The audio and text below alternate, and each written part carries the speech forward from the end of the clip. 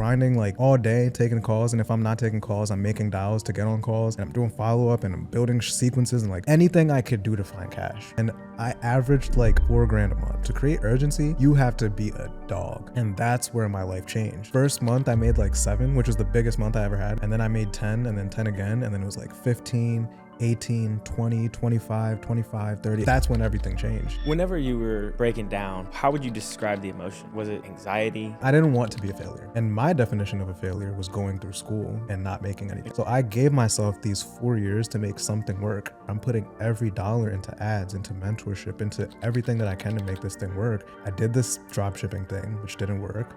Now I'm doing this email marketing thing. I finally get 2 clients, and both of those things fall apart. All right, we're here, man. We're live, baby. We're live. Let's do this. In Miami.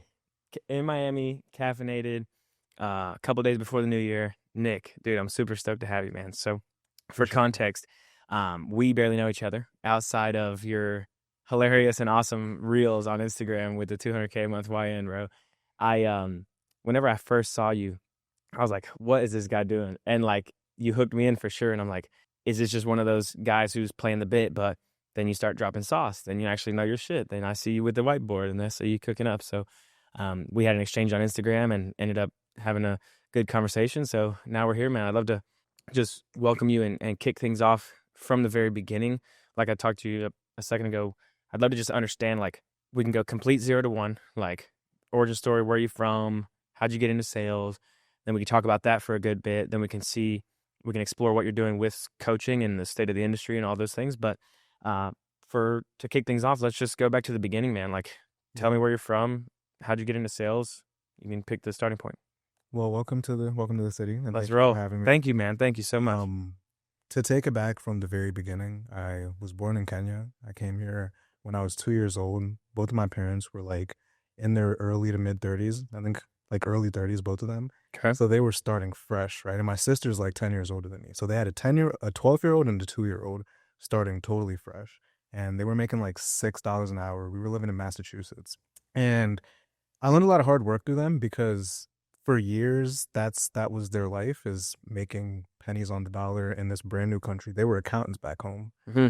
So to go from a decent living there to like dead broke starting from scratch here, they had to rebuild everything. And we learned a lot of just, like I said, like hard work. And they put each other through school. So my dad went to school, and then my mom went to school while the other was working in Massachusetts. In Massachusetts. How did you guys actually get over here? Was it like visa thing? Was it on a raft? Like, yeah, it was on a raft. We took a fucking boat here.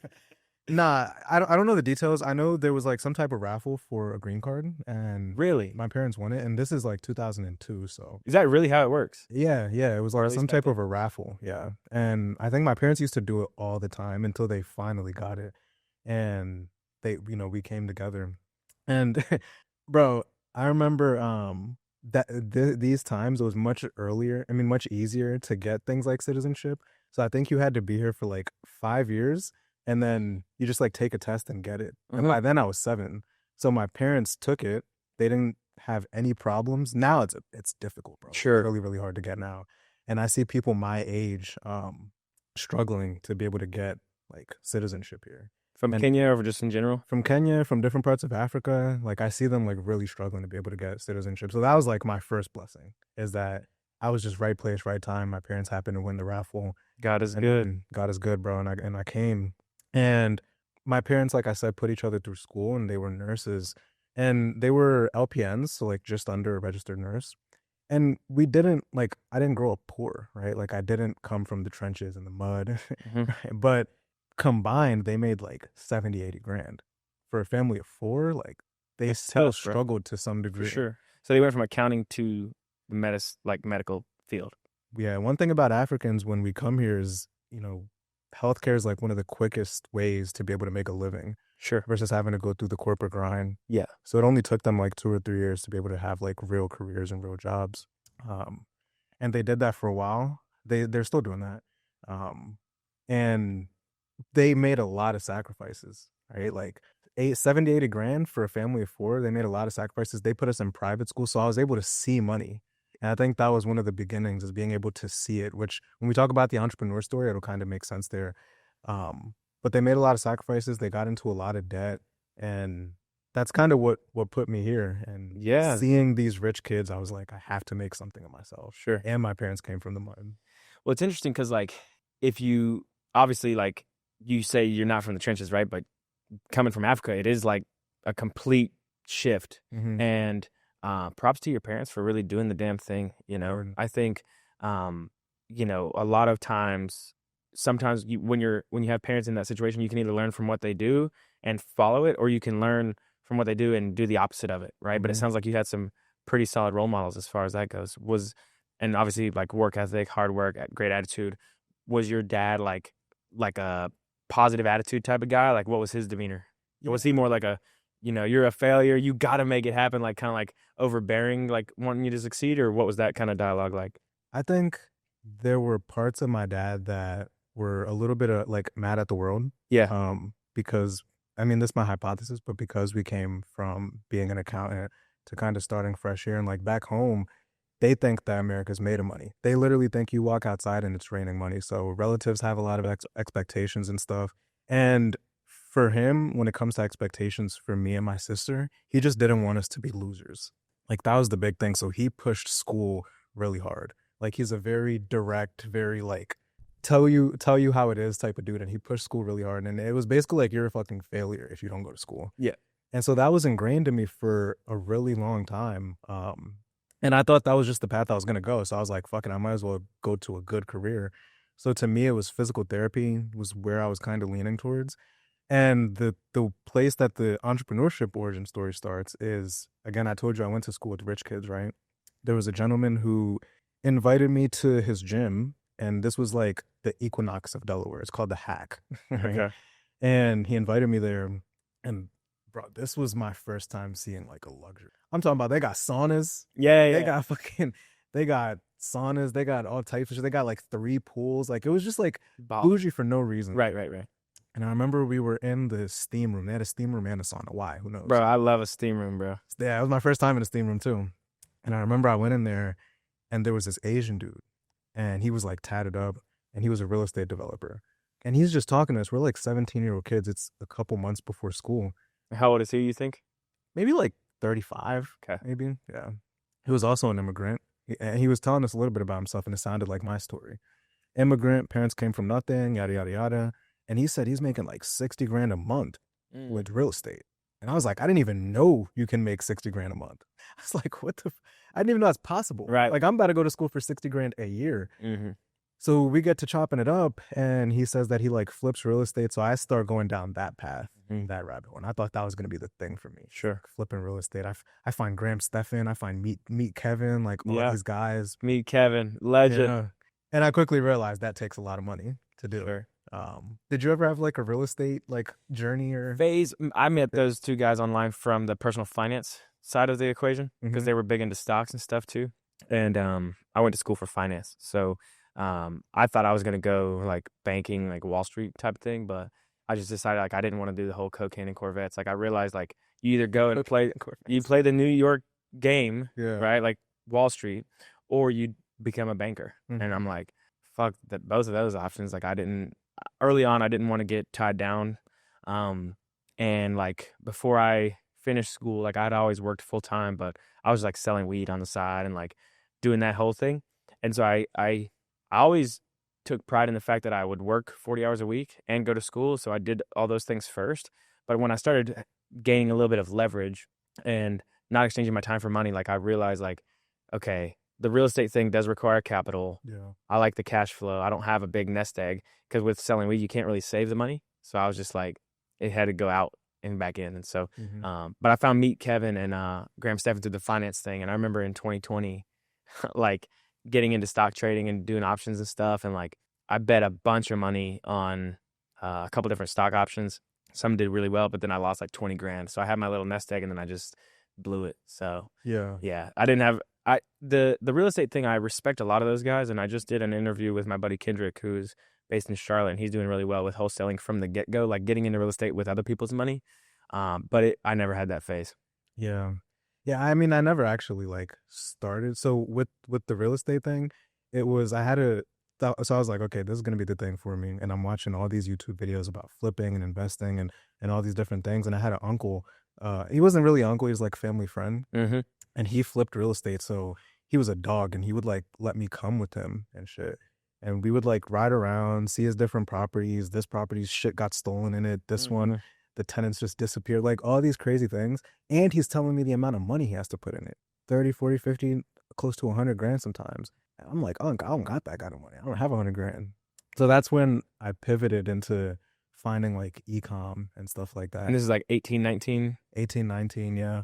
And at this time, I had this really big trip. This is why I keep bringing up the fact that I grew up with rich kids, like seeing mansions and seeing them get dropped off in nice cars.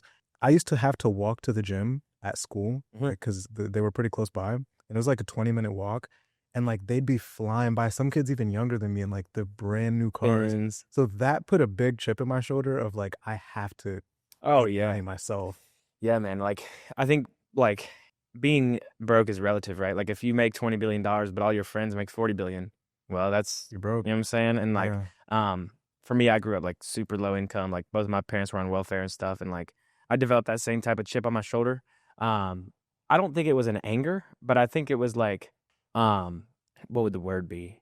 Just like I will bet on myself and win type of thing, like a me versus me. But maybe there's a little bit of like looking for some validation somewhere along the lines. Hmm. So it wasn't really like an anger chip on my shoulder, but it was like I need to prove it to myself type thing. But yeah, same thing, like getting off the bus, everybody's, that are at the cool kid lunch table, like they're all doing well and they got normal lives and I'm down here. So I Yeah. felt that pretty early on too. Yeah, for sure.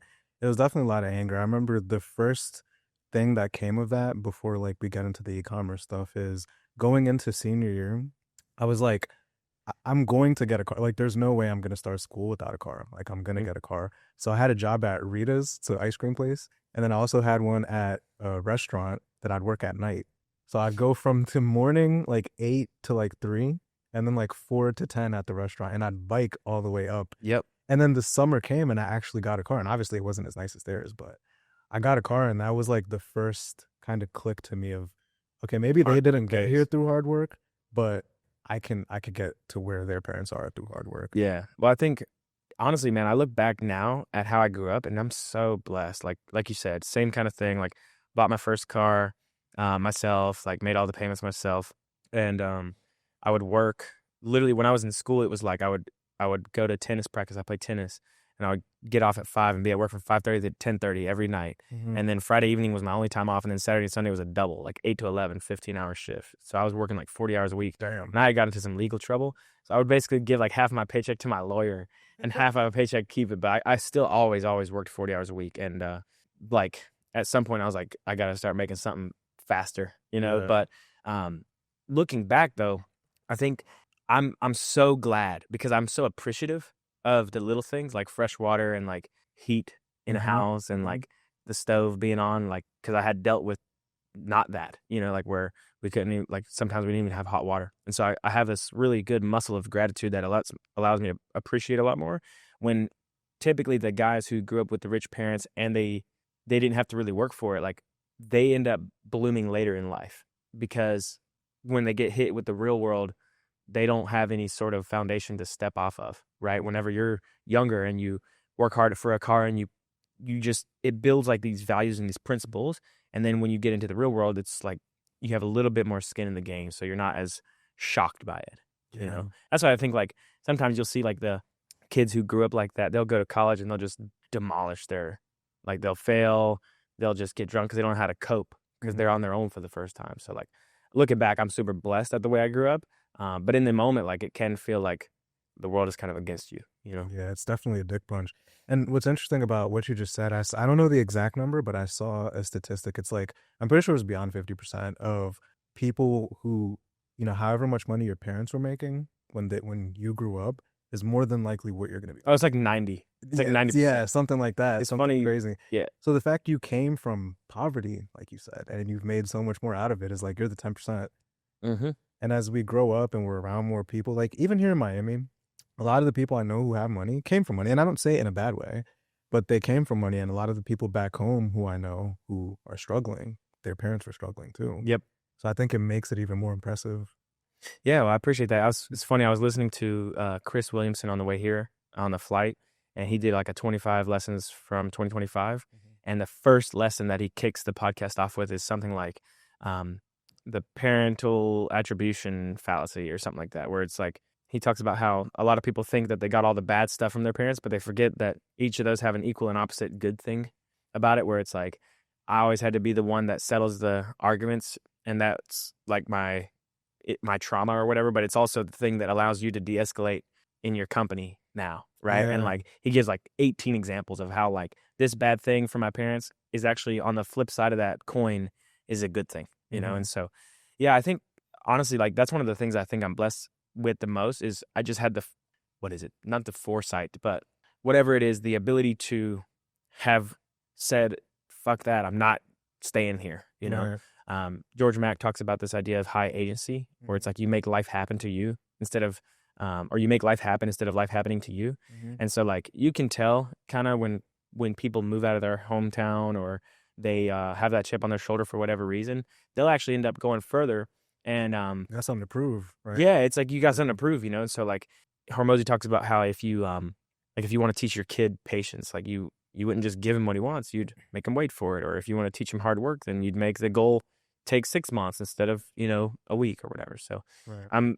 dude, like you said, like having that ability to just bet on yourself and work for the car was the first thing. Mhm. That is like the seeds that get planted. Yeah. So you get the car, then what? Get the whip, driving every day to school. You know, I felt like a boss. And then this was now at the end of, that was the beginning of senior year. This is now at the end of senior year when I met the Asian dude and I started going down the real estate rabbit hole, figured out that wasn't for me. As most people do, I searched how to make money online, right? Yep. And I'm coming across stocks. And there was a dude named Umar who I saw, but I was like, yo, this shit sounds boring as fuck. So I moved on. And then I found something called e-com, something called dropshipping, right? Who knows? Who knows? And my boy, this guy that he had graduated a year after, no, a year before, was crushing it with drop shipping. Like this was like 2017, so he was crushing it, bro. Like he lived in, you know who Jet Set Fly is? He used to be like really big in ecom, and they had like a house, like a mansion in LA, and he lived in that mansion. And he's driving the whips, the jet skis. He's like all stage passes or whatever. So I was like, I don't even need any more social proof. This is the one. This is what I'm gonna do. Like this is the route. So I did that for 2 years, and I Did you invest into coaching, or did you just kind of do the free YouTube University type thing? coaching wasn't really as much of a thing then. This was like 2019. Yeah. So info was like barely a thing. There was like the $2,000 courses and Yep. stuff. But I did it for like a year, and I went to a networking event in New York. I took a bus there, and I met a dude who knew these other two dudes who did ecom who were also black, and I invested in them. It was dirt cheap though, bro. It was like, I don't know why they charged us that less because they gave us so much value. It was me and Sure. my partner, my business You partner. don't hear that often, man. That's awesome. Bro, they were charging us $350 a month between the two of us, and then they For, take like, like ongoing 60% of the revenue. So that was kind of their play there. But I did it by myself. We did it with them, and I just could not get it to work for whatever reason. We would get stores to like 5-10 grand a month. Some, I think the biggest was like 8 grand, so not even 10, and then it would just flop, and it was never profitable for 2 years, bro. And this 2 years, I'm still going to the dishwashing job. I had left the Ritas. I got 2 dishwashing jobs. I'm still going to college, right? My dad's asking me, how's school going? I'm lying to him. I'm saying, oh, school's going great. Whole time. And his friends are coming over. Oh, Nick, what do you want to do with your life? Oh, yeah, I want to go do physical therapy and take this path. And it was a tough 2 years. It was honestly probably one of the toughest 2 years. I remember my From 19 to sister- 21. 2019 to 2021, yeah. I remember my sister called me. She like FaceTime. Bro, I'd be with family spaced out. Like her now husband's mom would look at me and always say like, yo, something's wrong with it. He's not even here. Yeah, Where are you? Where are you, bro? In my mind, I got Facebook ads. I'm like, okay, what if I change the creative? If I do this and this, like, what do I have to do to get this thing to work? And I was not present with anybody. And she called me and she was like, are you okay? And I fucking broke down. Like I wasn't even expecting it. I was just like holding it in for so long. And I broke down. And this was around the time my girl and I started dating, who's behind the scenes here. Shout out Lisa. Shout out Lisa. This is around the time that we started dating. and it was really rough. And I decided that I might need to pivot because my goal was I just need to get out of my hometown. I just need to get out of Delaware, and I need to get out of my parents' crib too. And if I'm gonna drop out of school, I have to be able to get out of my parents' crib. So there was a gentleman named Nate Schmidt who makes econ videos, and he said something about like if you're brand new and the biggest goal is cash, ecom's not for you. I'm like, what the? Should have told me this 2 years ago. Yeah. He said you need to start a service business instead. So I was like, okay. Went down that rabbit hole. Bought his course. It was like $1,000 or something like that. And like SMMA service or like it was boring called, business like roofing or like bro, the course had the craziest name. It was called 6 months to six figures is what his course is called.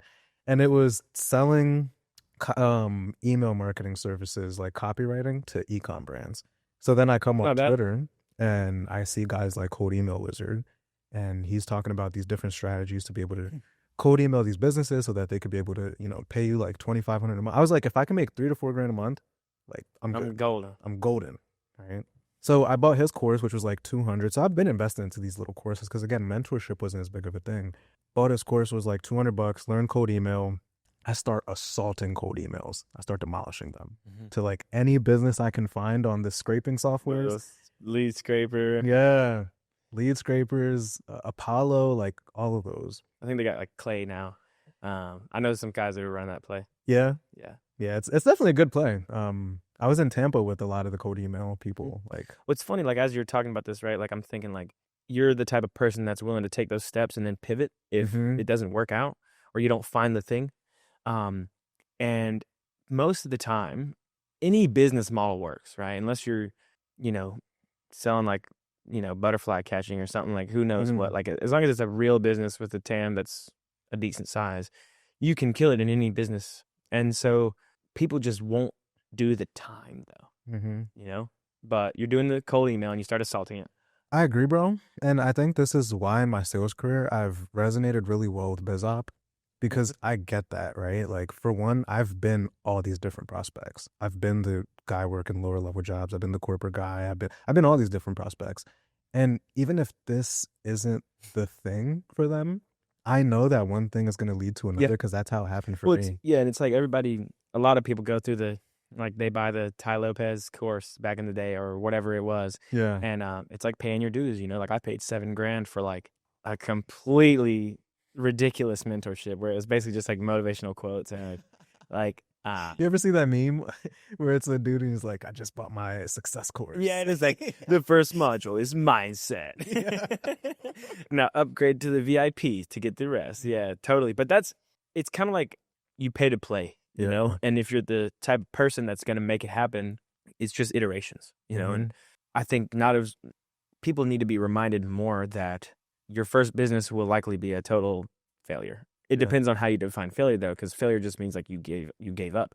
So if it fails, like that's a good thing. You tried, and if it doesn't work, you pivot, right? So there's lessons in all of it. I think I love BizOp too, and depending on the ethics of the founder and how good their curriculum is, just because you do something well doesn't mean you can teach people well. But if the person's good at teaching, and we can talk about that and how you use that with sales stuff now, but like if you can pay $5,000 to $7,000 or whatever, like sub 10K or some or more, and actually learn the fundamentals of building a business, you're gonna do well. And the people it's like survival of the fittest. Like if you make it, you make it. And if you're not, then hey, and a lot of people want the course to work for them, but the way that I think about it is making the course work for you. Yeah. And like people have a miraculous way of getting in their own way. It's like, and staying the same, And so the 0 to 10K mark is like probably the hardest threshold to break. I agree. Like when I made my first $10,000 a month, that was a big moment. Maybe the 20K was bigger, but since then, like 30, 40, etc., like the 20K month was the biggest, like the richest I ever felt. And it was like but I had already shattered all the beliefs from 10, and I stayed in between 10 and 20 for a while before I made it past that level. But man, getting to $10,000 a month was just like scratching and clawing. I know. That's like, I'm rich. At least how it's like 5-6 figures a year. Yeah. Yep. Yeah, bro. And yeah, like one thing always leads to another. And I remember when I was selling like YouTube automation, for example, I would have people on the team who were like struggling with conviction. Like, well, how do I know this is going to work for them? And my answer is, it doesn't fucking matter if it's going to work for them. What matters is, is this going to propel them towards where they want to be? Even if they don't do this exact model, even drop shipping, even if they don't do this exact model and this is what gets them to where they want to be, is it going to get them a step closer? Mm-hmm. And I think a lot of that is because that's how I got here, right? Yeah. And so I'm doing the cold emails, I'm assaulting them. I'm probably sending like close to 1,000 a week, right? Like after warming up the domains and all that. And I landed 2 clients, bro. They were both CBD. That was my niche. I was like, I'm gonna do CBD. Selling bud, yeah, baby. Selling buds. Yeah. And they were both just like shitty companies, bro. Like I just wanted a client. Yeah. They were shitty companies. And they were both very short lived. One dude didn't even pay me. I was about to go to Austin and like it was going to be a legal battle. It was crazy. It was I was going to spend my 21st in Austin fighting a case. And I knew he was serious because he was so calm. But anyway, that's a different story for another day. From there, I was even more frustrated because like I did this drop shipping thing, which didn't work. Now I'm doing this email marketing thing. I finally get 2 clients and both of those things fall apart. Whenever you were breaking down when your sister called and through that time period now that you're referring to, like, how would you describe the emotion? Was it like anxiety? Was it like scarcity thinking? Like obviously you're trying to prove something and you're not going to give up, and clearly you didn't. But like in that moment, like what was the emotion? I think it was like built up anxiety that I never faced, right? And like to me, if I graduate, it sounds crazy, but if I graduated college, I would have felt like a failure. That's what I used to always tell myself. So I gave myself these 4 years to make something work. At this point, I'm at the halfway mark. I still got 2 more years left. Like it's getting closer and closer, and I don't have anything to prove for it. I'm putting every dollar into ads, into mentorship, into everything that I can to make this thing work. And now the people around me are starting to see that. I thought I was doing a good job at holding it in. So her saying that was like, fuck, no, I'm not okay. What was the dialogue? Was it like, my dad's gonna fucking kill me? Like, what were some of those things you were telling yourself? So I knew that I didn't want to go the school route for sure. But I also knew that I'd been telling my parents, and I'd been living this narrative, this fake narrative for so long, that if I was gonna step away from it, I need to have something to show for it. Sure. Right. And my dad is, again, he's very direct, very like, he's even told me about friends I have, like, oh, that motherfucker's wasting time. Like, he doesn't curse, but that dude's wasting time. So I didn't want to be a failure, basically. Yeah. And my definition of a failure was going through school and not making anything. Accepting the path, the traditional pathway. Yeah. So I think that's probably the best way to describe like the emotion at the time. It was just, the clock is ticking.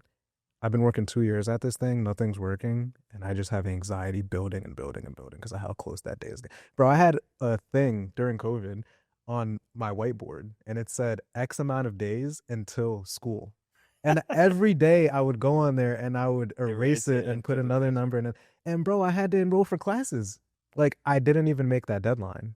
And this was like right before, it was like 14 days left. So she's asking me that. I'm FaceTiming her. I'm looking at the number that says like 14 or 15. So I know I'm probably going to have to re-enroll again.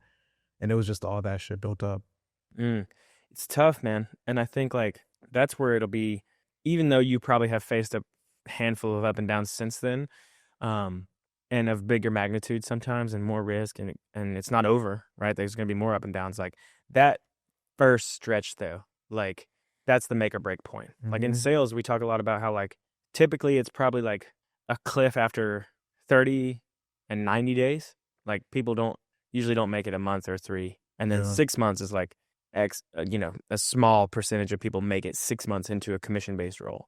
If you make it past 6 months, like, okay, you've kind of developed the stomach for it. But 2 years is a grind, dude. I mean, that's a lot of time looking at the clock, looking at the whiteboard, persevering despite not knowing where it'll go, So you were hanging in there.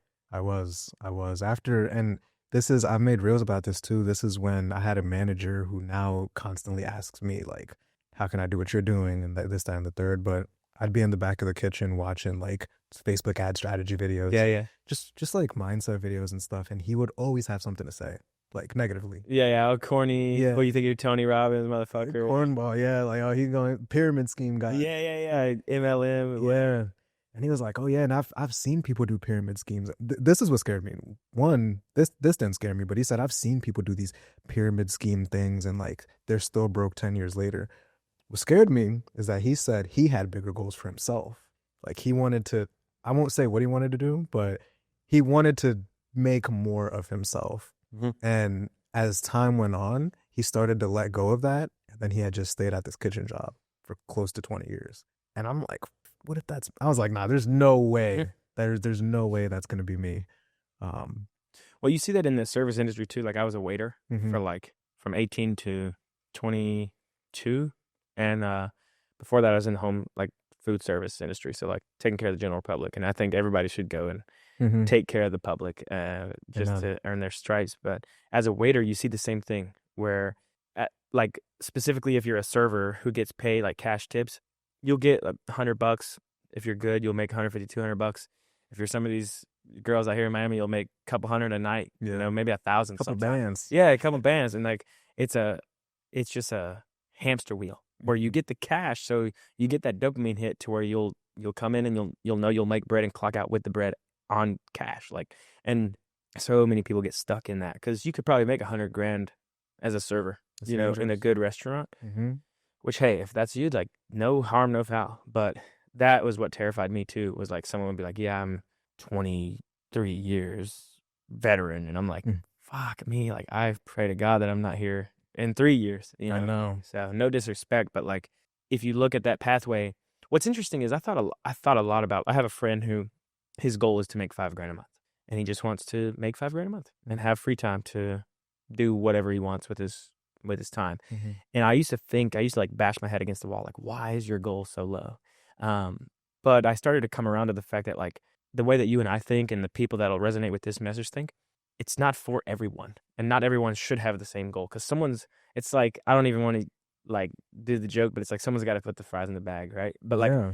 Yeah. some people want a stable paycheck. Like it's not super clear to me that everyone should be an entrepreneur or that they would even enjoy it at all, because Yeah. a lot of times with Instagram it's like freedom, this and that. And that's what I really hate about the sales coaching space specifically, is that they sell the lifestyle, but they got the lifestyle from selling the And selling it for coaching. right. And so it's Right. like you didn't make $1 million last year in sales. You made $1 million last year in sales coaching, Mhm. right? And so it's like that's where I have a little bit of a negative connotation with the people that are in our space. I think some people do it really well, but um back to what I was saying was like not everybody wants to have that type of risk appetite, Yeah. And I think some of the creators I see nowadays, they're doing like the my life as a 9 to 5, Mhm. and they've got it, They do the early morning thing and spend the time with themselves. They do the 9 to 5 and they zip up their laptop and then like they go home and do the thing. Like, hey, there you go. Yeah.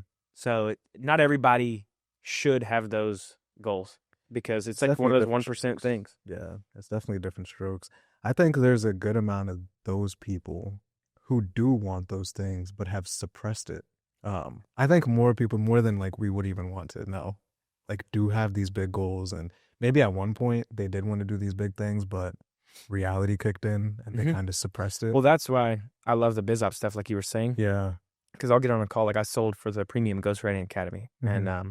Dickie lives right around the corner. We're gonna do a podcast tomorrow, but he and his business partner Nicholas Cole, we would help people build a writing business. Hmm. And I'll never forget. I had this lady who enrolled. Her name is Charlie. I won't say her last name, but she's an awesome student. Ended up becoming one of the most successful people in the program. Good for her. And she had sent me an email before the sales call, to the degree of, "Hey Tristan, I saw the confirmation email. I understand exactly what you guys are doing with this strategy call.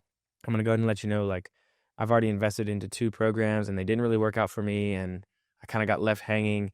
Um, and I want you to know, like this might be my last shot at Wow. doing this business or whatever. And so if this isn't the thing, just give it to me straight, because I don't have the funds to risk unless it's legit.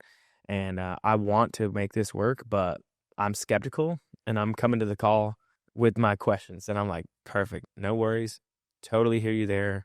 I can definitely appreciate you being skeptical about it. And I hate to hear that you didn't have those things work out. We got on the call and I went through the whole ringer, giving her success stories, introducing her to a student, pulling all the strings for her to feel confident about it, getting on with her husband, making sure they know the deal. XYZ 123, had the founder messenger, and she took the plunge and then ended up making 10 grand in like the first 2 months or whatever. And Nice. she had to make 12K a month to be able to leave her job. But and I'm not sure where she's at right now, but she ended up slowly just climbing up and doing it, and she was so sick of her job. And that is just an example of hundreds of other clients that I had enrolled into that program. And I did so with so much conviction because my mentor would always tell me like the program was $6,800. And it's like, look, if you believe in it and you think the fulfillment is on point, the worst thing that can happen is they lose 7 grand. But the upside is super high. Yeah. Right. And so one of the other sales reps that I worked alongside, who's a really good friend of mine, he did really well, but he had a bit of back and forth on that conviction piece. And so he would kind of, what's the word? Like project onto the client, onto the person. It makes sense. You want to think about it. Go ahead. It's like, I just think about it and project onto the client or the lead. Like, I don't know if they'll win or not. I don't know if they'll be successful or not. But my coach, Sean, would always tell me like, you are not the creator. You're not God. Like, don't decide for these people whether they could be successful or not. Give them an opportunity. If you have their goals and as long as they're not like mentally unstable, then make them an offer and you let them decide if they're going to win or lose, and so sales is service, bro. Sales is service. It's like, so much service. And I love like giving people that option, like transformational coaching specifically with BizOp, or I've never really sold on any fitness offers or anything, but like health, wealth, relationships, like no matter what, to help someone make the choice to bet on themselves. Like, dude, that just gets me high, bro. Like I could do that all day. Yeah. It's sometimes I still got a pin in my mind of where I was in my origin story for anyone's listening. Sure. But yeah, bro, it's like when you have a full day of calls back to back, like they kind of just become a name on a calendar, right? Yeah. Like when you've been doing it for so long, they just become a name on a calendar and a slot that's filled up that's either going to show up or not show up, be a deal or not be a deal. And we got to remember, like, these are real people's lives were changing. I had a lady for a coaching offer. It was coaching for doctors and nurse practitioners. Before the call, sends me a text, long ass text. She's like, yeah, decided that I don't have the money for this. Let's just cancel the call. I'm not going to do it. So, I'm Chill's closer, right? I'm like, Chill's closer. Like, no worries. Let's just get on the call. See if it can make sense. If not, I'll point you in the best direction. Free resources. Yeah, I'll send you the YouTube. I got you. We hop on. I get her on the first. Bro, I had to create a custom. Like, she was actually like really broke. I had to create a custom plan. I had to cut the program in half so that we can finance half of it because she couldn't get approved to finance the whole thing. So rather than it being 4 months, it was 2 months, right? And that 2 months goes by, and I see a testimonial from her inside of the community about how much better she's showing up, about how much this has changed her life. Bro, we had a webinar probably a month after, so she extends, right? We had a webinar probably a month after that, and people are in the comments, webinars, bro, they're shit talking us. And I see her name in there saving us. She's like, no, guys, this is a great program. This program changed my life. And I've seen a couple more like her commenting under the other ladies' posts in school. And like, I could have just taken a walk that hour. Yep. I could have been like, cool. You showed up though. Yeah. And we hold the gates. We hold the keys to the gates for some of these people. And like you said, like if you have 7 calls in a day, these names can just become a name on an event. But for them, they only have 1 call. They have the 1 call with Nick or Tristan or whoever. And I took that super seriously. And I think that that's like, as I start to move into coaching and I'm taking an angle of like off-call skill set, like follow-ups and nurtures, like conviction-based sales and follow-up and copywriting, just because there's a lot of people teaching the objection stuff. And I actually wasn't the best objection handler. Like I wasn't pulling off these Jedi reframes. Like, don't get me wrong, I'm nice. But it was just more about conviction. I would just have my interest level of helping them way up here. And then the level to where they need to take the action, or the level that they need to get to take the action, like I would just force them up with conviction. Because it's like, if you don't believe in the thing you're selling, sell something else. Yeah. And a lot of people that get into sales, they get into it for their own income goals. That's cool. Or they get into it for like, what I hate is like these bully closers, bro. I can't stand it, bro. Like that works, like, especially if you're young, like you're a young guy and you're doing that bully stuff. Like, I don't know who that works on, but I wouldn't be able to sleep if I sold like that. And for me, it was more like breathing life into people and really helping them overcome, doing the same process, but in more of a conviction based way. So I agree. I agree. I'd say like I think bullying is like definitely never okay, right? But right, I think like a healthy level of aggression of is pretty course, important. yeah, and Um, you're there to challenge their beliefs, right? So it's yeah. like that's part of the thing, and you do a really great job of that. Like I was watching some of your feedback for Chris, and it was just like you're in there, and you have that finesse though. Yeah. Like a lot of these guys, they never even get to train tonality because they can't master the basics enough. But like you do it with the finesse, and as long as you do it the right way as a consultant Mm-hmm. who actually cares, I think it's more about the conviction doesn't necessarily change the way that you sell, but it's like the energy behind it. Right. People could feel that. People could feel that. And so with where we were, I was doing the emails, Cold shitting email, out two that. clients, fell apart, Shit fell apart and I'm back at the drawing board and we were driving washing home. dishes. Yeah, bro, back washing dishes. I really thought I was gonna be rich, bro. I was like about to stop DoorDash and I was like, yo, this is gonna be it. If they both pay me 3 grand, that's six. That's way more than the 4 to 5 I wanted. But it didn't work that way. So we were driving back home from a dinner one night and I see a billboard. And the billboard said that there was like a marketing agency hiring. So I'm like, okay, I think I'm better than these motherfuckers at Facebook ads and Hmm. email marketing. Like, I've been doing this for 2 years, you know? I don't got a degree or nothing, but I've been doing this for years, so I'm sure I'm better than them. And it was just an admin assistant role. But bro, I obliterated them. I assaulted their fucking phone and their email. And so eventually the guy was like, yo, I respect it, but this isn't even that important of a role for us to hire. So like we're not gonna move forward for now. And it was only like 30 minutes from my house. So I was like, I don't have to be a dishwasher. I can wear a nice fit, like go to work every day, a respectable job. And then that didn't work either, but it put the seed in my mind of I could get a marketing job. So taking what I knew with cold email and ecom, I combined them, and then I ended up sending a bunch of company executives at big marketing agencies emails Mm. to basically saying hire me.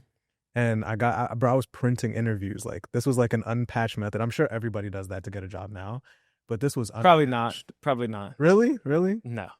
I was printing them, and I got my first job. It was like 65K a year, something like that. Marketing type role. Marketing, yeah, it was it was Klaviyo email marketing. Hmm. Except now I'm at a job and Hmm. I'm remote. The company is based in like LA, and I remember like going in my backyard, like holy shit, I think this might be the one. Like this might actually change everything for me, and it did. A few months, I lost the first job. It was like 3 months in, and it was a small company, but I had stacked so many offers that I just called one of the other people back. And a couple months later, I'm able to move to Houston. First of all, I move out of the crib and I tell my parents I'm moving out and I don't need you. I'm able to move to Houston, get my first crib, like all of these things. They even flew our team to LA and like they were asking me, how did you even think of this? How did you even come up with this? Meaning how to get in this door. Yeah, how to get in the door. And I told him I was doing drop shipping and then cold email, and I just kind of combined the two. And that was like a really crazy moment for me. We're sitting in this nice ass restaurant in LA. I'm the only black dude, For sure. 21 years old, and they're asking me how I got in front of them. And Were I'm you wondering the same thing. were you feeling like I remember a couple moments for me where I was in that position, um, and like kind of like somehow got my foot in the door, but like it's like what? How did you? Was there a little bit of imposter syndrome, or was it like relief? What was the feeling? Were you anxious? That you like, take a breather outside? You're like, fuck me, like I've like felt like what was it kind of? Dude, it was relief. Yep. I was so relieved because I knew that I never have to work for $12 an hour again. Even if because that was my second job at that Hmm. point. The first one only lasted 3 months, and I had more offers lined up. And the best that was honestly a better feeling than even making 10 grand a month for me, Hmm. and 20 and 30 and like all the big numbers that we talk about on the internet.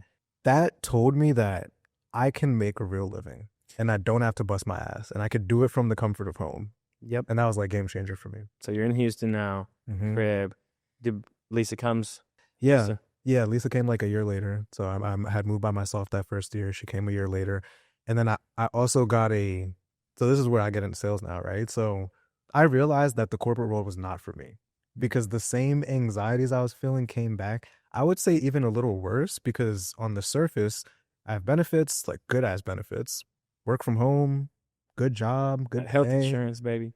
and I'm damn near miserable, bro. Like I'm waking up in the middle of the night. I had big clients, right? So I'm waking up in the middle of the night thinking Slack is going off because there used to be constant client fires. Some clients were even paying us like 100 grand a month Damn. to pay an agency for like 3 services, $1 billion companies. So like if they need something, like you got to kind of answer that shit. So I'm waking up in the middle of the night. I'm like, fuck, bro, this is not for me. So this is when I came across Luke Alexander, and Classic. Shout out to Luke. I came across his content, and he was Closer kind of just Cartel, baby. Closer Cartel. He was brainwashing me for a long time. I was just like watching his shit in the sidelines, and I ended up on my own. I joined Kate and Jara's, his $50 a month thing. I landed a role through there. I was selling to like basketball trainers, and I did that. That didn't work out. I did it for like 2 months. I was on that offer with Ben Bader too, R.I.P. And Long live Ben, man. Long live Bader. And then after that, I was on an offer that my boy had put me on to. He was managing. It was helping nurses start med spa. So it was a biz op.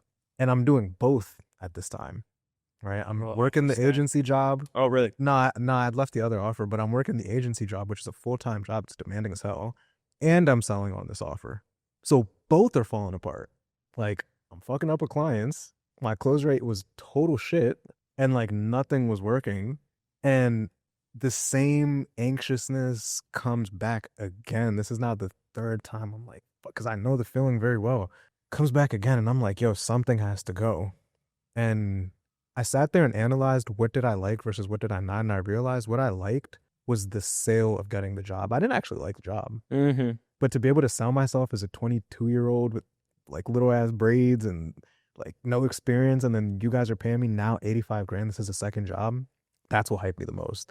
So she had just moved in, and because I had a good income and I was the only income, but I was like, fuck it, I'm gonna burn the bridges. Maybe had like 25 grand saved up. I'm gonna burn the bridges, and went all in on that offer. And then that's kind of where the sales journey started. Yeah, I think it's interesting. Like, I was about to interject and say, like, for the people who want to land a job at first, even though it only lasted a couple of months for you and then you got anxious again, I still think that it's worth it to go and get paid to learn. Even though it might have not worked out for you in that capacity, the timeline was only a couple months. I think it's still like, oh no, I worked in agencies for 2 years. Okay. Yeah. So that was like a 2-year time frame. Got it. Okay. Yeah. So you did some time in the agency world, established yourself a little bit. Were you getting paid to learn? Were you actually learning stuff? Yeah. So between the 3 jobs, I had the first job that was like 3 months. The second job, I was there for like 11 months. I was there for a while. And the third one, I was there for maybe like 3-4 months. And I went from making 55K a year in the first one to 85K, and like me telling people what to do and shit. It was crazy. I'm 22. And yeah, I learned a ton. I learned a lot about just like corporate structure. I learned about like spreadsheets and like how to actually organize a business, how to balance shit out. So I agree. Yeah. And then like it's the thing about like what I've learned this year is like for the last 2 years I got paid to learn, basically. And then when I went into management and now I'm managing a few offers, like I'm getting paid because of what I learned. Yeah. So I'm not learning as much, but I'm getting paid more because of what I did learn. In that apprenticeship phase, like there's nothing wrong with going to get a job, man. And now we can talk about the sales stuff, which is like, even though there's so many like sales is the new biz op thing, like I still think I'm +1 on that because that's what I would tell myself, and that's what I did. I just got into sales. And I was like, you're telling me that if I sell $100,000 in revenue and I don't have to bother with any of it, and you'll hook me up with the leads, I'll keep 10 grand? No brainer. Done. And not everybody, though. Not everybody can do it because I think a lot of sales people don't highlight the fact that some of it is nature. And I think anybody can learn to sell. Anybody can learn to close. But not everybody enjoys it. And not everybody will actually be willing to go through the ups and downs. And it's kind of an emotional roller coaster, right, within sales. And I'm sure you'll start to dive into how it started and then we'll see where it goes. But if you are the type of person that can win others over with charisma or challenging questions or with just building relationships, and you can really like make a connection and help someone make a transformation in a small amount of time, you'll have a blast with sales. I agree. And, like you have that natural way about you. Like you said, you didn't even like the job. You liked the getting of the job. Yeah, and so that's an important thing because some people would say, well, getting the job was a pain in the ass, but now that I've got it, I love corporate and I love the fucking happy hours or whatever, you know? So, okay, you get into this role, you had a iffy closing role and then you quit your job and you went all in on the doctor offer. Yeah, this was nurses at the time, so I Nurse. went all in on the nursing offer, which I hadn't even proven the concept. I had been selling on it for a few months with like I remember 1 month I had like a 3% close rate. Three? They only kept me because they couldn't find anybody better. Yeah, Yeah. they just couldn't find anybody. Period, because the offer was only doing like 40 to 50 grand a month. So Yeah. closers aren't throwing themselves to work on an offer like that. So I did that for a while, and I did that. I was grinding like all day taking calls, and if I'm not taking calls, I'm making dials to get on calls, and I'm doing follow up, and I'm building sequences, and like anything I could do to find cash. Mm-hmm. And I averaged like 4 grand a month for like 9 months or something like that. The ringer. That's the real pay your dues. Yeah. You've been paying your dues, pay your dues again, now pay your dues some more. Yeah. And I went from making like 6 grand a month at the corporate job down to like 4 was a good month, right? We're averaging 3 to 4. And I stayed on that offer, and I really stuck it out, which is why like I always tell people, if you want to go straight into closing and you don't want to be a setter, you have to be willing to accept like a C plus role. Because that wasn't there was no way I was gonna make 10 grand a month on that offer. But I learned so much, and I got a lot of game tape footage from that offer. So from there, I invest into Uncle Jeremy Minor, right? And someone that I met there, the dude who closed me, actually, I was such an easy close. I was just like, bro, my objection is I'm going on vacation. I don't want to lose that time, and I'm broke. So like, let's figure it out. Those are my only 2 objections, and we figured it out. But he could see how hard I was working, and he could see I was on a shitty offer. So he made me, and this is like my lucky moment, he made me intros with some of the top people in info, who are still some of the top people in info. And I decided to go work for one of them. And the first offer he puts me on, because in the story I was telling myself at that time is I'm really good, but the reason I haven't been able to make money is because it hasn't been proven on this offer. That's the only reason. So I go on an offer where people are making 10 to 15 grand a month, and I'm still not making shit. So And you're still ass. I'm like, yo, what the fuck? Should I go back to corporate? Or like, nah, that's not an option. Like, I have to figure this out, but where do I turn now? The cope I was giving myself just proved to not even be true. And I was on that offer. I took 60 calls, bro. I think I closed like 3 out of 60. I don't even know why he kept me that long, because he saw something in me. And most of the time, you know, as a manager, when you fire somebody, it's best of luck. No hard feelings. It's just like, this isn't going to work out. He was managing another offer, and he was just like, it's just something about this kid. He's like designed for BizOp. I don't know what it is. And now in hindsight, now I know what it was. It was because like I aligned with those people very well. That was real estate investing, which I fucking hated, bro. I hate that market. Anyone who's listening to this, real estate investing is one of the toughest things to sell. Now I could probably do it, but Do you mean real estate investing coaching? yes. Okay. That's real estate investors I don't have any personal experience with it, but I could imagine they're pretty skeptical. Yeah, bro. Probably just like financial advisors. I have a friend who's on that type of offer, and it's cut and dry, bro. Dude, everybody knows somebody who, now I would dominate on an offer like that, just to make that clear. But everybody knows someone who's been saying that they want to get into real estate for fucking 20 years. Everybody knows somebody who's been saying that. So to create, and it was 15K. So to create urgency, you have to be a dog. Like, you have to be dialed to be able to create urgency on an offer like that. And I've coached guys in those offers who crush it now, because I learned that. But he put me on the BizOp offer. That was like YouTube automation. And that's where my life changed. First month I made like 7, which was the biggest month I ever had. It was like 6 to 7. And then I made 10, and then 10 again. And then it was like 15, 18, 20, 25, 25, 30. That's when everything changed. But that's what I had to go through to be able to make that happen. Yeah, I think, man, like you said, like it was about 9 months for me, maybe a little bit less, of just in the remote closing space, really like not doing well at all, but somehow just renewing my faith every single month, despite the $3,000 check or the $2,000 check. And I ended up running into a company where they got bought by someone else, and then like they didn't pay me, and they shipped me on the payroll. Before that, I was in construction sales, so I did a year of that and sold like $1 million in revenue. Nice. And like pretty quickly they were like, oh, this guy's got it, like X factor, like type thing. And I was probably closing 3 out of 10, you know. But when I jumped into remote high ticket, I found out Was there like long sales cycles? No, I mean, like the way that we designed it was, we would pay like $2,000 a month for leads, and it was kind of like Angie leads, like damn, I'm drawing a blank on what it's called.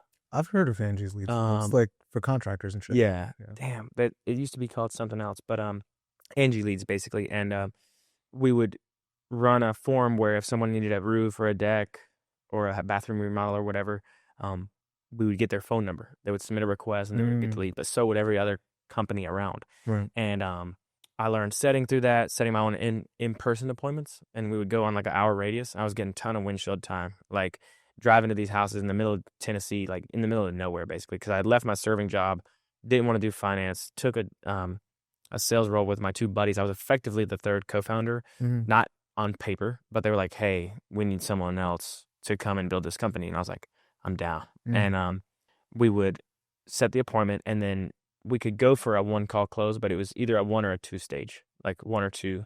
And so you'd go to you'd get the quote, and whether they wanted a roof or a deck, you'd map it out and draw it up. And I was doing the measurements and then sending it back to our guy that was on the contracting side. And he's like, "This is what it's going to cost." So we do our markup, and we give him a price like on the spot. Okay. And our competitive advantage in Johnson City, Tennessee, was that we showed up.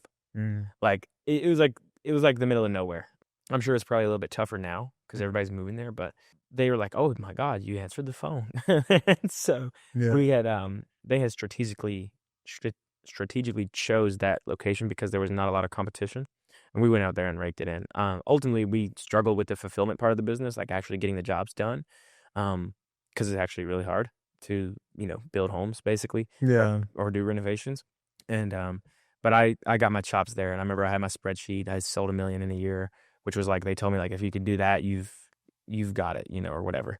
And so anyways, once I got into remote sales though, I would I would run appointments in person from 11 at the times of 11, 1, 4, and 7. And I was on an Amazon offer, and I would do 12, 2, 5, and 8. And like Damn. just So like you're just back to back pulling switching parts of your brain too. yeah, like pulling off to the side of the road, hot spot, Starbucks on the MacBook, and like some of the guys on that offer were the top closer was making like 40 grand a month, and I was like, this is, and I was just like setting and like taking some calls here and there, and I would jump on the sales meetings and I would ask a bunch of questions. Like first day, I was like, bam, bam, bam, bam, bam, like 10 questions, and the top closer pulls me to the side. He's like, you're interesting, I know you'll go far, so I want you to Mm-hmm. invest in this course. I ended up buying like the sales sniper boot camp, like Matt Ryder's like thing, like kind of with seventh level, but Is it the that's shit that was $50 a week? no, it was Oh. $1,000 up front, and Um. it was like maybe like an 8 week thing, Oh. but it was really really good. And I remember they had a quiz at the end where you had to go through an entire sales process, and I got like a 5 out of 10 or something. I was super nervous because I was basically juggling like 3 things at once. But getting into remote sales, it took me another 8 months where I got super naive, like, or not naive. I thought the offer blew up, and I got on another offer that ended up being like a total sham. And I was like, I cannot sell this. Like, I don't feel good about this at all. Mm-hmm. And I just wouldn't. I was like, I'm not doing it. Like, cut me loose. Like, I'm good. Mm-hmm. But I had racked up a bunch of debt. I started second guessing. I was like, how could I have let this happen? You know, and then I was just like DMing everybody that had an offer, and I applied to like 20 sales roles, and then found the one that ended up propelling me forward, and then started to hit my stride, like you said, 7, 10, 10, 15, and did the thing. But what's interesting about the conviction is I'm so happy that I went through that shitty period Mm-hmm. because it made me appreciate the offer that was actually doing the right thing. Like I'm sure like the YouTube offer, like it was probably pretty good for the It client. was really good for film, yeah. And so like you get onto that after having all the shitty opportunities, and you just turn it up because you have that appreciation for it. Do you feel like that was the case? Like you were showing up with conviction. You're like, this is the thing. Bizarre. Yeah, Boom. definitely, bro. You definitely appreciate it way more because I've been on off, and the comp structure was like really good. But besides that, I've been on offers that I just did not feel like the potential was there. Mm-mm. And so I go from my first cope is there's no one here making money to okay, real estate just isn't for me. I can't cope now. Like this is biz op and people are making money. And I made it happen. And yeah, I think it goes back to what we said earlier, bro. It's like I've through everything I told you there, I've been a lot of these prospects. The dude who's washing dishes or just working a shitty job, making $12 an hour. I've been the corporate guy who's making good money on the outside, who has a good life, but knows that he's meant for more than that, which is majority of what the prospects are on those kinds of calls. Mm-hmm. So I don't give a fuck if you go make a YouTube channel that blows up or not. But there's so many skills. You're going to learn editing. You're going to learn script writing. You're going to learn so many things that Yeah. maybe you could go start an agency. Yeah, people don't realize that either. Where Mm-hmm. it's like I've been thinking a lot about this year and how I said earlier, like I got paid to learn, but then I got paid because of what I learned. Mm-hmm. Um, Whenever you invest into a program, you don't just get paid in income. You can get paid in skills. Mm-hmm. You can get paid in networking and connections and opportunities. Yeah. And so I'm thinking a lot about in 2026, like how do I want to get paid? I certainly want to make more income, but I also want to make sure I'm in a position where I'm not getting paid because of what I learned. I'm getting paid to learn again. Yeah. And so Smart. um, a lot of times they would ask me like, well, how quick can I make my money back and blah, blah, blah. It's like, look, you're going to learn copywriting, email marketing, tech stack, landing pages, client acquisition, sales skills, this, that, and the third. 1, 2, 3. Like just take the modules and each of them as a skill, you know, It's and it's done like, for business. yeah, yeah. And it's like, maybe this isn't the end all be all, but you're going to learn so much more. And again, the downside is whatever the ticket price is. Mm-hmm. And so I think a lot of people could stand to be reminded that you'll use those things forever. Like there's even in the ghostwriting program, because I went through it because I wanted to have more conviction. And I sold a couple email sequences to businesses Mm-hmm. and wrote them for them. And like those skills pay me dividends. So every week, every month, every time I send an email to my pipeline or like help my Yeah. closer do that too. So it's like you can get paid in skills too. Yeah. Yeah, it's like when people ask that on calls, like prospects, I'm like, you're asking the wrong thing. You know, like, oh, how quick am I going to make my money back? You're not asking the right question. Like right now, you have no skill at all. Don't worry about when you're going to make your money back. Worry about building the skill set to get you out of the situation. And I think that was like a pivotal way to look at it for me. Yeah. So what was the 7, 10, 10 like first couple months of success like? Did you do the hood rich thing? Because I could tell you my story. I definitely did. But it took me about 6 months to unwire Uh-huh. all of those anxious beliefs that I had. Like, you know, I was frantic still, even though I Yeah. was cashing in now. It took me about 6 months of a lag until I kind of like started to breathe. What was that like for you? Like, was it just overnight? You're like, thank God, and then you just went all in, or walk me through the mindset. So I had a little bit of like Texas is cheap, right? Like, you know, like I was living in Houston, so it wasn't that expensive. But bro, I love to eat.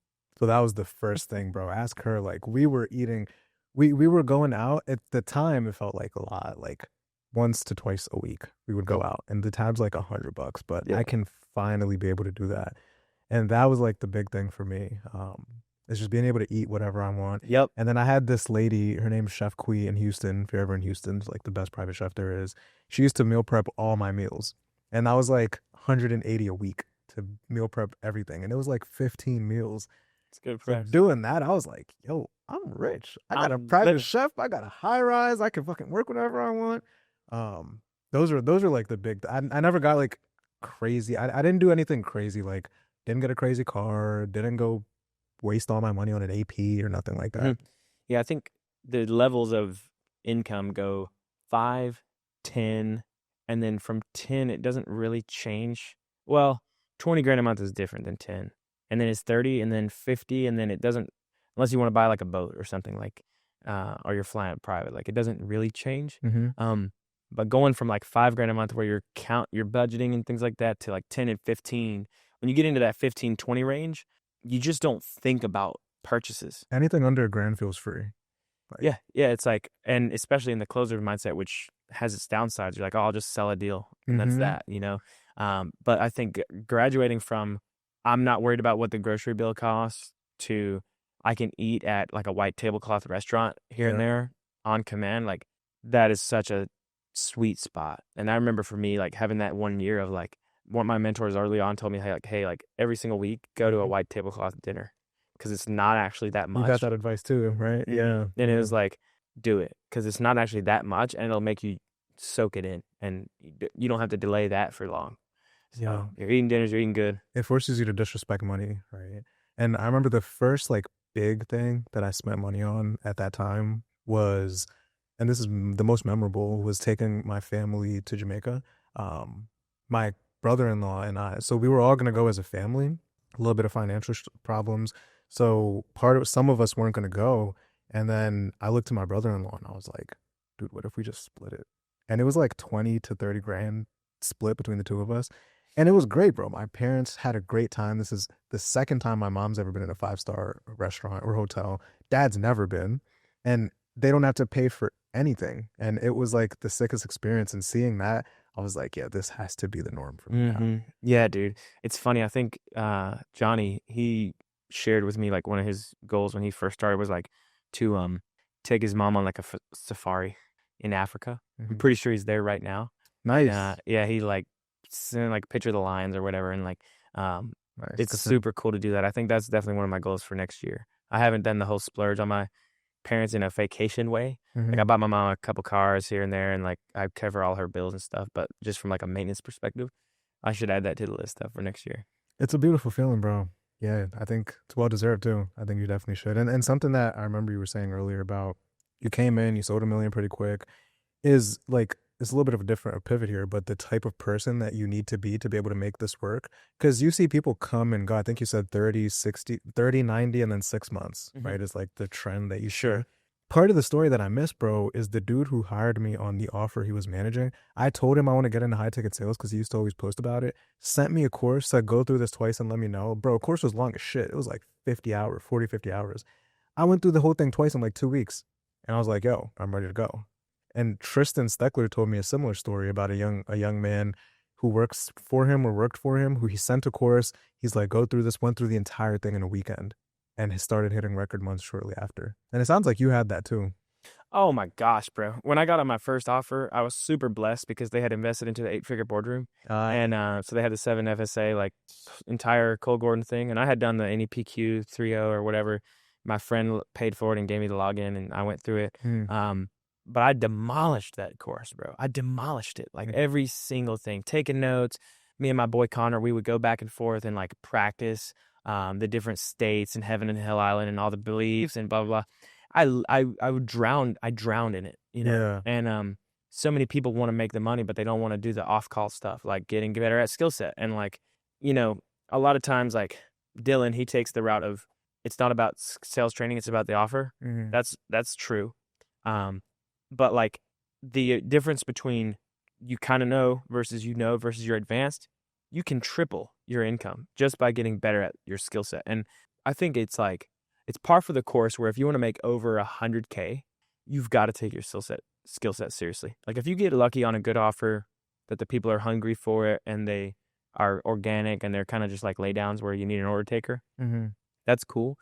But if you invest in your skill set, time, energy, effort, you go through the course, you take it seriously, you can really become a master at it. And I think that for the people who are early on that are in this space, just because it's kind of like the shiny thing right now, Mm-hmm.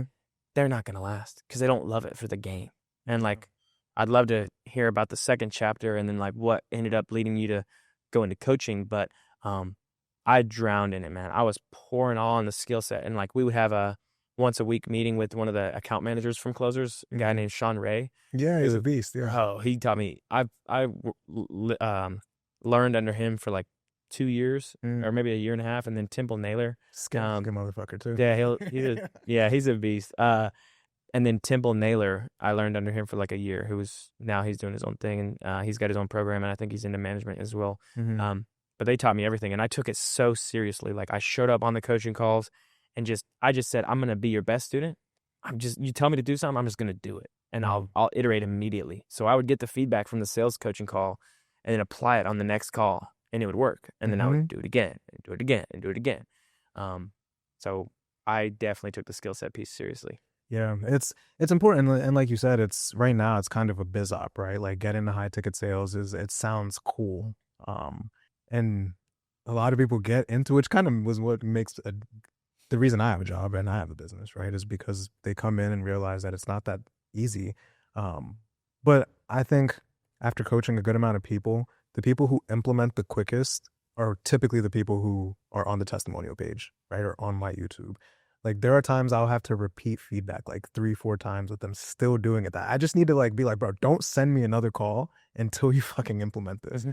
And unfortunately, rarely are those the people who we can sit down and like Chris, for example, bro, I would give him advice. He'd implement it right away. He'd come on every single coaching call. He still comes on every single coaching call. And he's doing pretty well now, right? Mm-hmm. Yeah, well, it's like the iteration, right? Yeah. Like, as far as feedback loops go, like if someone gives you feedback and it takes you 10 times, well, that's your rate of learning.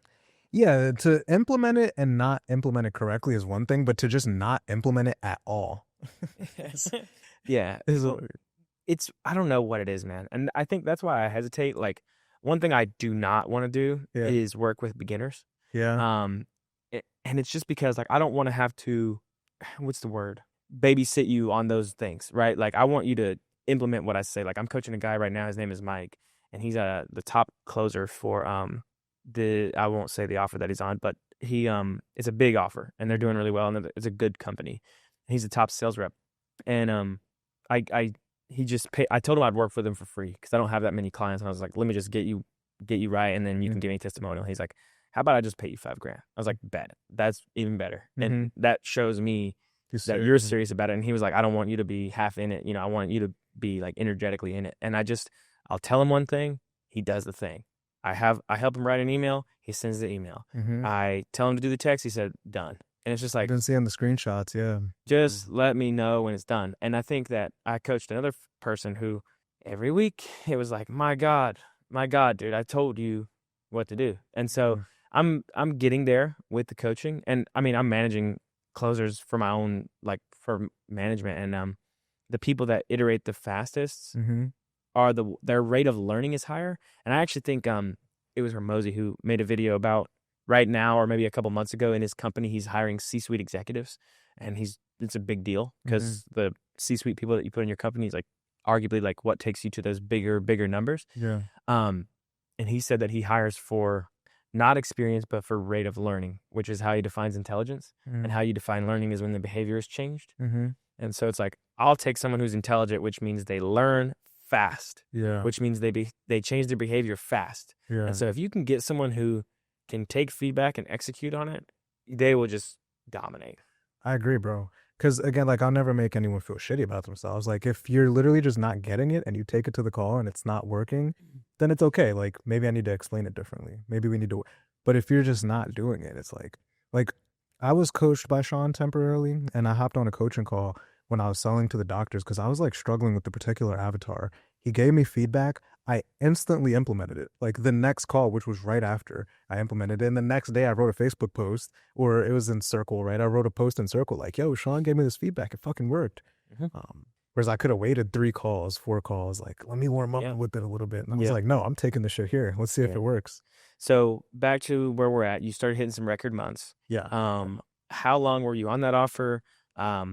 And what was the second and final stage of that? What did that look like? And then what made you get into the coaching side of things? So I was on that offer for like 11 months, and I was consistently, there was like 12 to 13 reps at a time at all times. It's a lot. Yeah, yeah, it was a lot of motherfuckers on there. I think the lowest speed I was like 8 or 9. Like it was usually around 12 to 13, and I was always 1 to 3. And we hit $1 million months, bro. We went to Monaco, like it was sick, right? And I ended up leaving that offer because it just, I got to a point where I was like hoping for no shows. Like I just was not, I was just tired of selling the shit, honestly, after a whole year of selling it. And I felt like I wasn't really growing at the company anymore. Like I could hop on a call, eyes closed, and piff. I Yeah. know I will. So I got on another offer that was another biz op, super competitive. Stayed there for like 3 months. That was a crazy offer because I was working with some of the best. So to last there was like, I was like waking up. I was taking calls from 8 to like 9, 10 p.m. back to back to back just to be able to keep up with these guys. And I wasn't a fan of the comp structure, so I decided to leave that too, which is what brought me to the doctor offer. And I stayed on that offer for like 8 months. So I'm not an offer hopper. Like my whole career, I've been on maybe 5 offers that I just named there. And the doctor offer is where I learned to now sell to intelligent people, which is where a lot of my content came from. Some of it came from the biz op stuff because a Did lot you of people can start resonate there. Go did ahead. you start making content while you were closing? Yeah, yeah. So when I was on the first biz op, the YouTube one, I saw some dude posting videos wasn't really that big. It's like 2 years ago, and I saw some guy post his objection handling video, and he got a bunch of love under it. And I'm like, I sound way better than this. I had no intentions of a coaching Sure. program, but I was like, fucking, let me just put mine up, see how it does. And I'd post like twice a week, and that's where it started. Yeah, I wish I would have done posting when I was in the trenches in the field. Like part of me just wants to go back and like close for a little bit just so I can get the game tape. Yeah. I've got the fathoms and stuff, but like I didn't really pay attention to it, and it wasn't a big like I wasn't on Instagram scrolling or anything. I was closing like I was working like a dog. And I think for me personally, like the reason I left the offer was because I got into management, and that ended up doing a lot better for me with a lot less time input, just because I had a little bit of leverage for the first time. And I was just doing the same sales calls for 2 years, and it was I was getting to the point where I didn't feel like I was learning anymore. But a lot of people go into that mundane middle, and they can't, right? But I would say you're not going to have to, if you go and get on a really good company or a couple companies like you did, you don't have to sell for 10 years, right? But you got to sell for 1 or 2 or 3 to make a name for yourself, and then you can escalate. And what we're starting to see is the different pathways, right? You can go into management, you can create your own offer, you could do sales coaching, which I think for all intents and purposes, man, if you actually know what you're doing and you can help people, there's a lot of fitness trainers, and I say there should be more, because there's a lot of fat people, and there's a lot of way shitty, more. and there's a lot of shitty closers, you know. And so it's like I don't actually mind that there's a bunch of sales trainers. You just have to be able to discern who's really in it for the cash grab, or who's actually they care about getting people better, and they want to make that type of impact. Because like you said, you know, if someone enrolls into your coaching, you help them get better, and you help them double their close rate or increase their income. I mean, that's a lot, dude. That's a lot of impact that you can make. So going back, I wish I would have posted content as a sales rep. But my mind, I wasn't there. But now that I've started, like we were talking about with the podcast stuff, I'm getting into it more and more. And I think I'm going to go like the Tristan Steckler route, where it's just like fathoms calls. Yeah, just fathoms and stuff. Because I'm still learning the short form game. But I finally this year like broke into content. So glad I did. I definitely didn't want to go another year without creating a brand. So at what point did you start posting content? Like how long ago? So my first time posting was summer of 24, and that was just because I saw that guy. And from there, I was posting like twice a week, but I didn't start taking it serious because I didn't know what I was posting for. I just wanted to put my clips out there. Yeah. And it was mostly on Twitter too. But I'll be honest, what really put the fire under me is when I saw Johnny blow up, I was like, okay, I need to take this shit more serious. So I made a commitment that I'm posting every fucking day. Because I'm scrolling through his stuff and he's posting every day. So I'm like, I'm gonna post every single day. And that was in, I think, June or something like that. And then eventually, I think July, August, it was twice a day. And I haven't missed twice a day since. Of this year or last? This year. Okay. Yeah, I mean, honestly, like shout out to Johnny, because like he's a big proponent of me posting. And I think that a lot of people think he happened overnight, when in fact, no, he did not. You go back to his TikTok and it's like long journey of posting. And I think the one thing about him and Tristan Steckler and a few of the other bigger players is that if I look at what, like I'm doing well, right? But if I look at where they're at compared to where I'm at, the missing ingredient is the personal brand part. And I think that's what I'm going all in on in next year is content, like straight up. Like I want to make myself known. I've got the personality for it, bro. Yeah. I mean, I've got the credibility, and I like helping people. And so as long as I make it about them and make the content really useful, and I'm being of service to people, then that's a good thing, you know. So you're starting to post content, you're still closing, starting to kind of feel like you're not growing as much. What happens next? So I stayed on the doctor offer. So the doctor offer is run by one of my close boys, who I'm sure a lot of you know, and he had to hard sell me to sell on that offer because I did not want to sell on it at all. And I felt like the revenue wasn't proven for me to come and know that I'm going to make money. So I didn't want to do it for a long time. And we went back and forth. And okay, so backtrack. He was my first coaching client, right? So it'll all come full circle. He hits me on Twitter after seeing the videos I'm posting twice a week, barely even consistent. And this is last August. And he's like, yo, do you do paid call reviews? So I'm like, I guess I could do a paid call review. Yeah. So we hop on a call and I'm like, okay, we could meet once a week for $1,500 a month. And he was like, I'll do 2. And I was like, bet.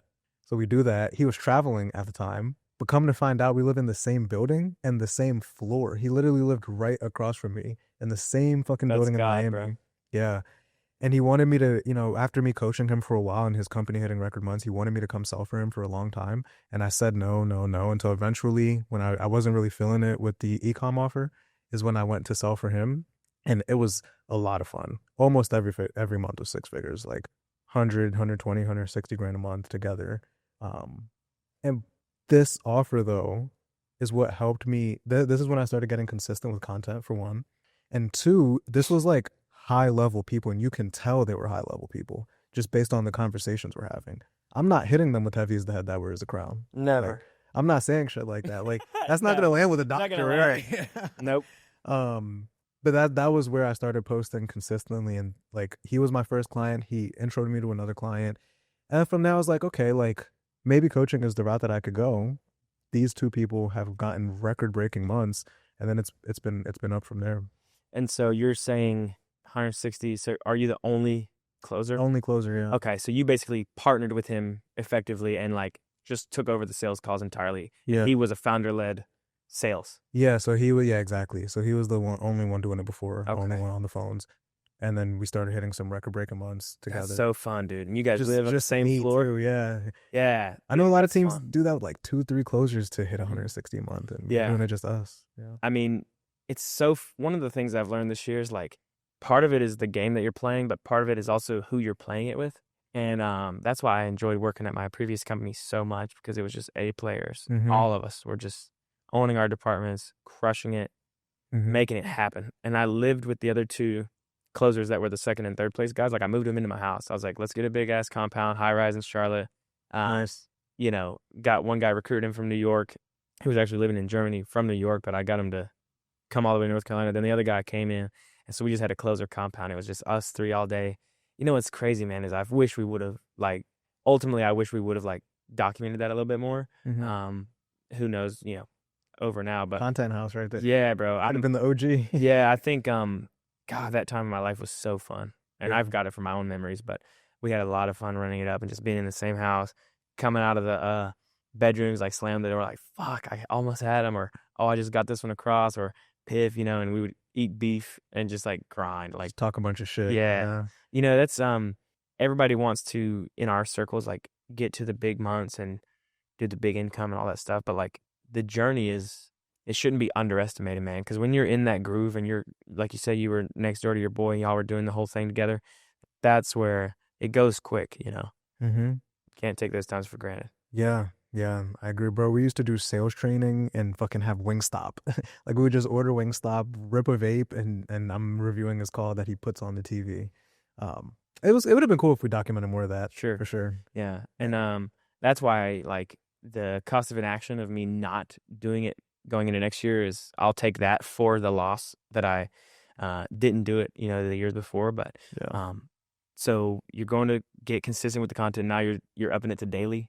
Yeah, so I go from okay, I for sure am gonna post twice a week to Johnny blows up and I'm like, no, I have to do daily. Like I'm playing small. So I do daily for a little bit. Once I'm able to get some consistency there, then I moved it to 2 a day, and that's where I've been ever since. Ever since like July, August, I've been at 2 a day. What does your like actual calendar look like with the content stuff? Is it like you do it in the morning or you prep it the night before? Like walk me through that. So bro, so back then all my content was sales calls and coaching calls, and I don't post fake sales calls. They're real. So I'd go back into my calls and I'm looking for moments that are clippable in those calls because I have my camera recording too. So I'm looking for moments, and I only did this 2 days out of the week, where it was really, yeah, like 1 to 2 days out of the week I'd sit there and I'd batch a bunch of them of like, these are clippable moments, send them to my editor, he'd send them back, and then I'm putting up the red captions that fly up of reframe and do this and do this. So it was that's what it looked like. I wasn't really recording content at all. I would do like talking heads, and those I would do daily. So at the end of the day, I would just rip them, but then that wasn't sustainable. So I started batching like 5 to 7 at a time. And so all of your clients that you're now doing sales coaching for, have they came from straight organic, all of them? Yeah. Everyone's come from organic. A lot of them have come from YouTube. So I'm doing 2 a week on YouTube now. I'm about to bump it to 3 soon. What is it sounds like you didn't really, because you went through so many iterations now, and now we're at the, what would you call like the present moment. But it sounds like when you got into the content thing, was there like a cringe moment? Like, did you have to get over posting, or did you just kind of ease into it because you had already been just like punched in the dick the whole time? Like, there was a little bit of a cringe. So I started only posting on my close friends just to kind of get over this like mental block that I had. Because I don't know what the fuck I'm posting for. So I would just like post a live call of me objection handling someone on my close friends. And it was only like 40 people. So if they judge me, who cares? And if you're in my close friends, then I don't think you're going to judge me anyway. Mhm. Um, but from there, I remember starting to actually post. And I had friends who I'm still really good friends with who would put doubt in my ears. Like, I don't know if you don't really know what you're doing it for. Like, I wouldn't really be posting. Like, I would hold off.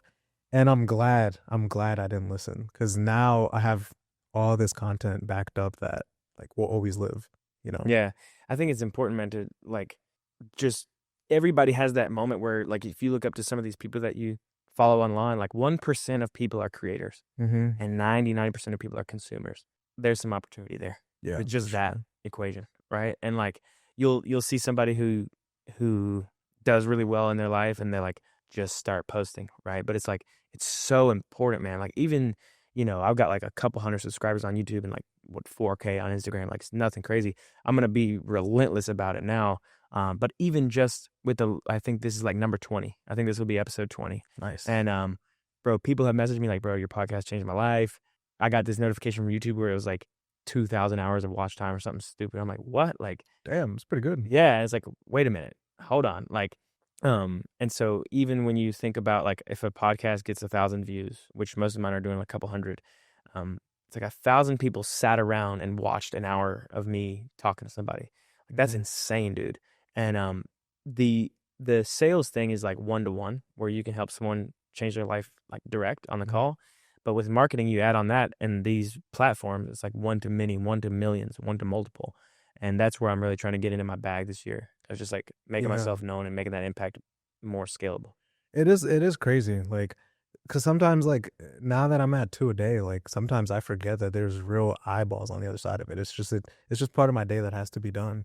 People will tell me something about, like, I met a dude in the elevator in my building in Miami who told me about a very specific objection handling clip that I did.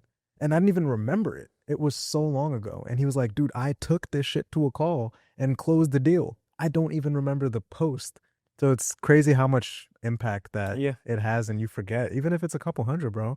People are watching that shit. Yeah, man. So for whoever's out there, like if you're in the sales space or not, like, and I'm not even gonna hate on the coaches, bro. Like, and you're doing it really well, by the way, which I'm Thank really you, a bro. big fan of what you're doing. But some people are like, you can discern the shysters, right? But if you're really about it, post content, man. Put yourself out there. Like, you're building a resume nonetheless. And like, Mhm. the downside is that you go through that cringy phase of your first 100 posts, and then on the other side of it is so much upside. So, Yeah. um, dude, I'd love to end it with we didn't really get a chance to go into like what you're doing now with coaching and what that looks like. So we can Mhm. definitely we can run it back for episode 2. But Oh yeah. going into 2026, like what are some of your goals that we can put online that you can look back to and just like call your shot? Like what are some of the things you want to accomplish next year? What are you thinking about? Like what's top of mind going into the new year? So as of now, coaching is like the biggest priority. I have a lot of homies who are managing similar to you who are kind of telling me, you should kind of lean into management. As of now, coaching is what I'm Sure. gonna do. And like the goal, whether it happens this year, it bleeds into 2027, is 100 people. 100 people hitting their first 15K month. We already got a couple under the belt. So that's the North Star, and everything else is kind of following. So getting 100 people to a 15K month. Yeah. That's sick, bro. Hell yeah. Dude, I can't wait to watch you do it. And I'm certain that it'll happen because you got that relentless mindset. I appreciate you walking through the story. Like, you've had a hell of a journey, man. Thank And you. you should be really proud about where you're at now.